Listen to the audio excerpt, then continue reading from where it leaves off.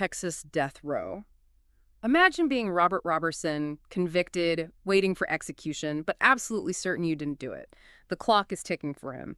And at the core of it all is this diagnosis, shaken baby syndrome. His case is about his daughter Nikki, just 2 years old, back in 2002 when she died.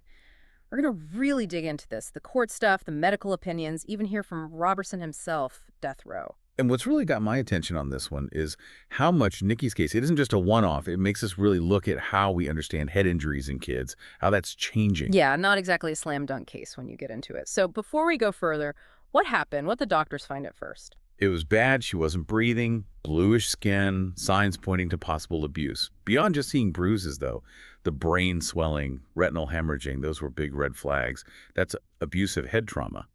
Awful situation. Sadly, too often fatal for these little ones. Abusive head trauma. That is heavy. How do they even start figuring that out?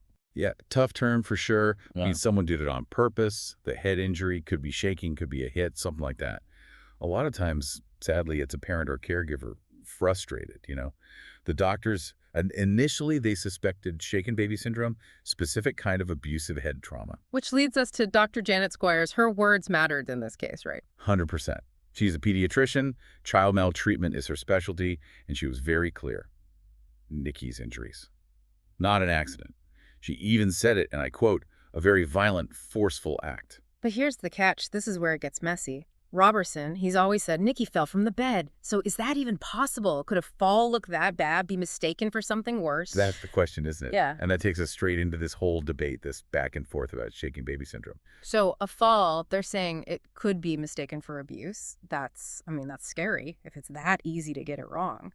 And that's where the science, it gets complicated, yeah. Shaking, it can absolutely be deadly, no question. But there are other things, other reasons for those same injuries, right? So context is everything. Context, like what do you mean by that exactly? It can't just be, oh, these symptoms, these injuries, that's it. You got to look at the whole picture.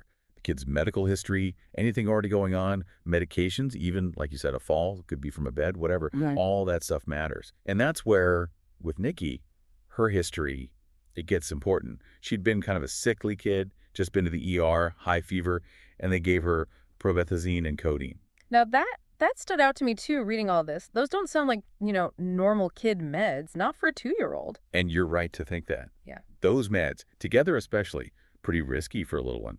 They can actually cause side effects that look a lot like, guess what? Abusive head trauma, breathing trouble, brain swelling, all that. Wow. So you're saying those meds alone could have messed up the diagnosis. Did the doctors even think about that, from what we can tell? Not totally clear, from what's in the records anyway. But another layer here, this is big. 2001, the year before all this, with Nikki, the American Academy of Pediatrics, they put out this report. It basically said, when you see head injuries in little kids, assume abuse first. Wait, assume abuse? That's a lot, isn't it? Kind of putting your thumb on the scale there, right? Yeah, huge debate about that report, and you hit on why. Did that idea, even if they weren't totally aware of it, did that change how the doctors saw Nikki's case? Did it make them jump to a conclusion too fast? That's what everyone's arguing about, the medical folks, the legal folks, everyone. It's scary to think one report, just a way of thinking, could change someone's whole life like this. And we got to remember, bigger than just Robert Roberson, right? This is about shaken baby syndrome, how we diagnose it, how often maybe we get it wrong. Big, big questions. Yeah, it's not just him. We know there's been tons of these cases, shaken baby syndrome, challenged in court, all over. And to really get how serious this is, think about this. 32 people convicted in these shaken baby cases. They've been clear since '92. 32 at least. That makes you think, how many times does it go wrong? Makes you wonder, are we too quick to, point the finger, especially when it's parents, their kids? It feels like something's got to change how we handle these cases, But in the meantime, you've got Roberson on death row, his life on the line. And that's where we got to ask, what does Roberson say? We've got doctors, experts, all that. But what about him? What happened that night, according to him? It's easy to get caught up in all this, the medical stuff, the legal back and forth, but we can't forget there's a father here might be completely innocent. It gets to you. So Roberson from death row, he kept saying, I didn't do it, never hurt my little girl. He even tells his side, that night, Nikki falling from the bed, finding her, the blood, the panic. He tried to get her help. That's what he says. Yeah. It's a powerful story, no doubt. It just adds to all the other stuff we're trying to figure out, makes it even more complicated, Oh, and there's this too. kids, Robertson's girlfriend at the time, her kids, they said they saw him shaking Nikki before that night. Hold on, eyewitnesses. That's news to me. Well, got to be careful there. Those statements, it's important to think about when they said it, what was going on. Young kids, maybe they saw something, maybe it got twisted, who knows? It was a crazy time, traumatic. And Robertson, of course, he denies all that completely. So we've got different stories, science that keeps changing, and a system that, let's be honest, messes up sometimes. How do we make sense of any of this? That's the question, right? And it shows how tough these cases are, how easy it is to get it wrong. But maybe the most interesting voice here, the one that really makes you think, it's Brian Wharton. Get this, he's the detective who put Robertson away, originally. Wait, wasn't he the one who went and saw Robertson in prison? What was that about? That's him. Wharton, he's not a cop anymore, he's a minister now. And he believes Robertson is innocent completely. Went to see him, asked for forgiveness, the whole thing. Man, that's heavy. To think you put someone on death row and now you think it was wrong?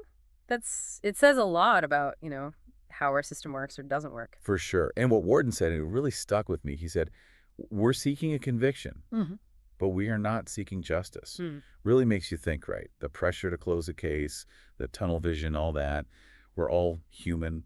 Cops, lawyers, doctors, we make mistakes. We've gone through a lot, haven't we? The medical side, the science changing all the time, the human side. It's a lot to take in, but it feels like the more we dig into this case, the more questions we have. Exactly. And that's what makes it so important. What if Robertson is innocent? What does that say about how we decide guilt or innocence? How much can we trust doctors, even when it seems like they know everything? And when someone's life is on the line, how do we ever be sure, really sure we've got it right? Big questions, ones we all got to wrestle with. And this deep dive, it's not over. Robertson's case, it's still going through the courts, appeals. They're even trying to get him clemency. This is just the beginning, really. So to everyone listening, don't stop here. Look into it yourself, the evidence, all sides of the story, and then decide for yourself.